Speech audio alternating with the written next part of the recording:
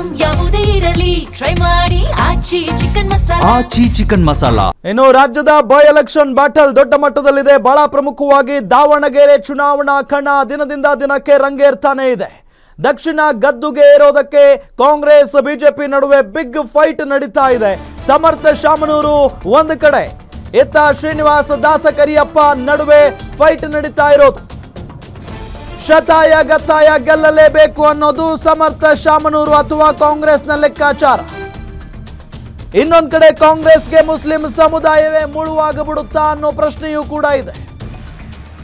Muslim ಸಮುದಾಯಕ್ಕೆ ticket ಕೊಡದಿದ್ದಕ್ಕೆ Muslim ಸಮುದಾಯ ರೊಚ್ಚಿಗೆದ್ದಿರೋದು.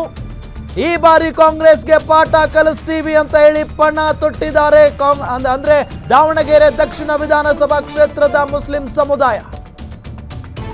ಹಾಗಾಗಿ ಕಾಂಗ್ರೆಸ್ಗೆ ಗೆಲುವು ಸುಲಭನ ಅಂತ ಅಂದ್ರೆ ಇಲ್ಲ. ಮತ್ತೊಂದು ಕಡೆ ಬಿಜೆಪಿಯಿಂದ ಶ್ರೀನಿವಾಸ ದಾಸಕರಿಯಪ್ಪನವರಿದ್ದಾರೆ. ಸೊ ಅವರಿಗೂ ಕೂಡ ಟೆನ್ಷನ್ ಅಂತೂ ಇದ್ದೇ ಇದೆ. ಎರಡು ಪಕ್ಷಗಳ ಅಭ್ಯರ್ಥಿಗಳ ಬಗ್ಗೆ ಮತದಾರರು ಏನಂತಾರೆ? ಹಾಗಾದ್ರೆ ಕಾಂಗ್ರೆಸ್ ಬಿಜೆಪಿ ಅಭ್ಯರ್ಥಿಗಳ ಪೈಕಿ ಯಾರಿಗೆ ದಕ್ಷಿಣದ ಗದ್ದುಗೆ ಒಲಿಯುತ್ತೆ?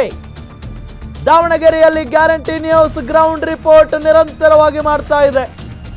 ದಾವಣಗೆರೆ ದಕ್ಷಿಣದಲ್ಲಿ ಗ್ಯಾರಂಟಿ ನ್ಯೂಸ್ ಜನರ ಅಭಿಪ್ರಾಯವನ್ನ ಸಂಗ್ರಹಿಸುವಂತ ಕೆಲಸ ಮಾಡ್ತಾ ಇದೆ.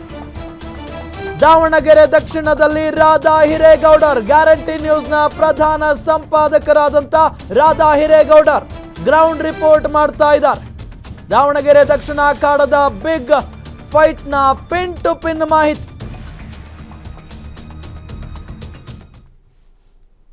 ದಾವಣಗೆರೆ ದಕ್ಷಿಣ ವಿಧಾನಸಭಾ ಕ್ಷೇತ್ರದಲ್ಲಿ ನಿಮ್ಮ ಗ್ಯಾರಂಟಿ ನ್ಯೂಸ್ ಗ್ರೌಂಡ್ ರಿಪೋರ್ಟ್ ಮಾಡ್ತಾ ಇದೆ ವೀಕ್ಷಕರೇ.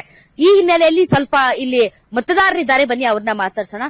ಸರ್, ಹೇಗಿದೆ ಸರ್ ಟ್ರೆಂಡ್ ದಾವಣಗೆರೆ ದಕ್ಷಿಣದಲ್ಲಿ ಚೆನ್ನಾಗಿದೆ. ಈಗ ನಾನು ಒಬ್ಬ ಇಲ್ಲಿ ಮತದಾರನಾಗಿ ಹೇಳ್ಬೇಕಂದ್ರೆ, ದಾವಣಗೆರೆ ದಕ್ಷಿಣ ಶಾಮನೂರು ಶಿವಶಂಕರಪ್ಪಾಜಿ ಅವರ ಕ್ಷೇತ್ರ ಅದು.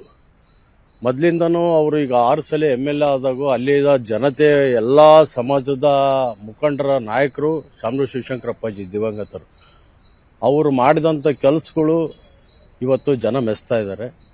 ಅಲ್ಲ, ಈಗ ಶಾಮನೂರು ಶಿವಶಂಕರಪ್ಪನವ್ರದ್ದು ಆಗೋಗಿದೆ, ಇವತ್ತು ಪ್ರೆಸೆಂಟ್ ಮಾತಾಡ್ರಿ. ಪ್ರೆಸೆಂಟ್ ಅಂದ್ರೆ ಶಾಮನೂರು ಶಿವಶಂಕರಪ್ಪಾಜಿ ಅವರು ಇದಾದ್ಮೇಲೆ ಈಗ ಬೈ ಎಲೆಕ್ಷನ್ ಬಂತು. ಬೈ ಎಲೆಕ್ಷನ್ ಆದಾಗ ಅವರು ಅಲ್ಲಿ ಒಬ್ಬ ಸಮರ್ಥವಾದ ಒಬ್ಬ ವ್ಯಕ್ತಿ ಬೇಕು. ಸಮರ್ಥ ಅಂತ ಹೇಳಿ ಅವರು ಕಾಂಗ್ರೆಸ್ ಅಭ್ಯರ್ಥಿಯಾಗಿ ಸಮರ್ಥ ಅವರು ನಿಂತಿದ್ದಾರೆ.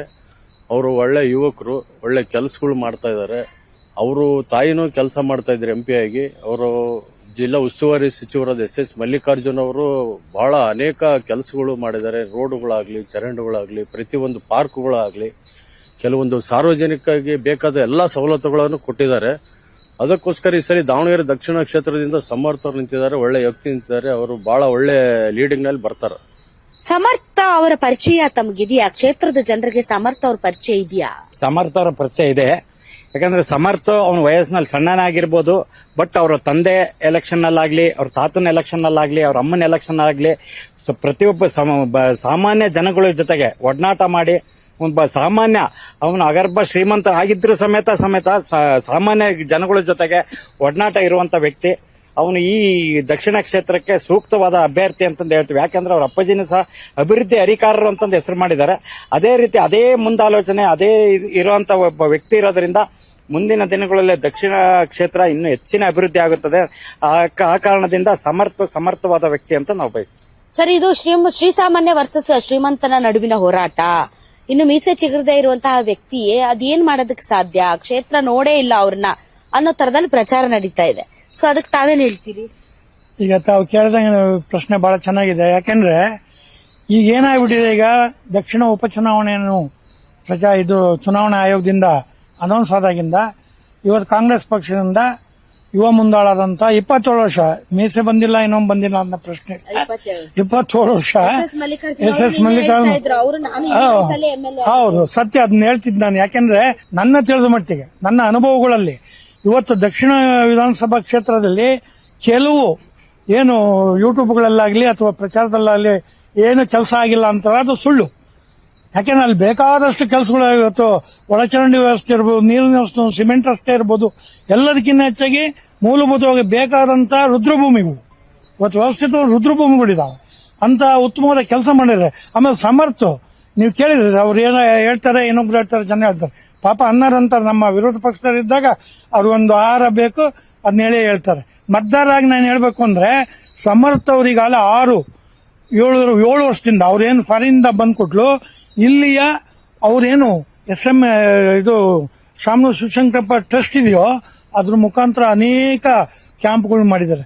ಆರೋಗ್ಯ ಕ್ಯಾಂಪ್ ಮಾಡಿದ್ದಾರೆ, ಹೆಲ್ತ್ ಕ್ಯಾಂಪ್ ಮಾಡಿದ್ದಾರೆ, ಜೊತೆಗೆ ರಕ್ತದಾನ ಶಿಬಿರ ಮಾಡಿದ್ದಾರೆ, ಜೊತೆಗೆ ಚುನಾವಣೆಗಳಲ್ಲಿ ಸಕ್ರಿಯವಾಗಿ ಭಾಗವಹಿಸಿದ್ದಾರೆ. ಎಲ್ಲ ಮತ ಬಾಂಧವರಿಗೂ ಎಲ್ಲ ಜಾತ್ಯತೀತವಾಗಿ ಸ್ಪಂದಿಸಬೇಕು ಅಂತ ಮನೋಭಾವ ಇರೋಂತ ವ್ಯಕ್ತಿ ಅಂದ್ರೆ ಸಮರ್ಥ. ಮೇಡಮ್, ಈಗ ಕಾರ್ಯಕರ್ತರಿಗೆ ಟಿಕೆಟ್ ಕೊಡಬಹುದಾಗಿತ್ತು, ಕೇವಲ ಪರಿವಾರದಲ್ಲೇ ಕೊಡ್ಬೇಕಾ ಅನ್ನುವಂತ ಒಂದು ಕೂಗೆದ್ದಿತ್ತು. ಅದ್ರ ಬಗ್ಗೆ ಒಬ್ಬ ಕಾರ್ಯಕರ್ತರಾಗಿ, ಒಬ್ಬ ಮಹಿಳೆಯಾಗಿ ತಾವ್ ಏನ್ ಬಯಸ್ತೀರಿ, ಏನ್ ಹೇಳಕ್ ಬಯಸ್ತೀರಿ? ಕಾರ್ಯಕರ್ತೆಯಾಗಿ ನಾನು 10ನೇ ವಾರ್ಡ್ ಕಾರ್ಯಕರ್ತೆ, ಒಂದು ಸಾಮಾನ್ಯ ಪ್ರಜೆ ಅಂತ ಅನ್ಕೊಳ್ಳಿ. ಯಾಕೆಂದ್ರೆ ಇವತ್ತಿನ ದಿವಸ ಬೈ ಎಲೆಕ್ಷನ್ ಇರೋದ್ರಿಂದ ಒಬ್ಬ ಒಳ್ಳೆ ವ್ಯಕ್ತಿ ಕೊಡ್ಲೇಬೇಕು, ಅಂತಿಂತರಿಗೆ ಕೊಡಕ್ಕಾಗಲ್ಲ. ಯಾಕಂದ್ರೆ ನಮ್ಮ ಪಕ್ಷದ ಗೆಲುವನ್ನು ನೋಡ್ಬೇಕಾಗಿತ್ತು ನಾವು.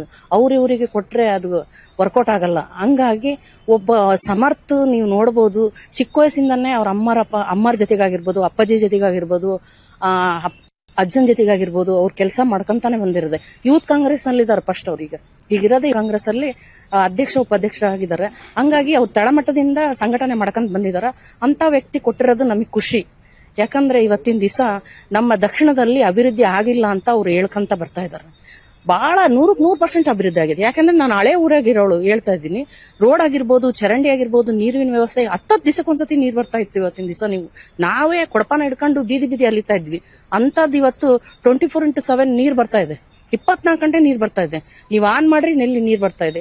ಮತ್ತೆ ಇದು ನೋಡ್ಬೇಕು, ರಾಜ್ ಕಾಲುವೆಗೆ ನೀರ್ ನುಗ್ಗಿ ಎಷ್ಟೋ ಮನೆಗಳು ಹಾಳಾಗಿತ್ತು. ಇದೇ ನಿಮ್ ಟಿವಿಯಲ್ಲಿ ಪ್ರಸಾರನೂ ಕೂಡ ಮಾಡಿದಿರಿ. ಆದ್ರೆ ಇವತ್ತು ರಾಜ್ ಕಾಲುವೆನ ಮಾಡಿ ಎಂತ ಒಳ್ಳೆ ಕೆಲಸ ಮಾಡಿದಾರ ಅಂದ್ರೆ ಮಲ್ಲಣ್ಣವರು ಹೇಳ್ತಿರೋದು. ನೀವು ಬಂದು ಜನ ಎಲ್ಲರಿಗೂ ಕೇಳ್ರಿ, 100% ಕೆಲಸ ಆಗಿದೆ. ಯಾರು ಹೇಳ್ತಾರೆ ಎದೆ ತಟ್ಕೊಂಡು ಹೇಳ್ರಿ ಅವ್ರು ಕೆಲಸ ಆಗಿಲ್ಲ ಅಂತಂದ ಹೇಳಿ. ಹಳೆ ಊರಾಗೆ ಆಟ ಬರೋದ್ ಕಷ್ಟ ಆಗ್ತಿತ್ತು. ಜಾಲಿನಗರದಾಗ ಆಟ ಬರ್ತಿದ್ರಿಲ್ಲ, ಎರೆಮಣ್ಣು ರೋಡ್. ಇವತ್ತಿನ ದಿವಸ ನೀವು ನೋಡಬಹುದು, ಅಷ್ಟು ಬರೀ ಎಲ್ಲಿ ನೋಡಿದ್ರು ಸಿಮೆಂಟ್ ರೋಡ್.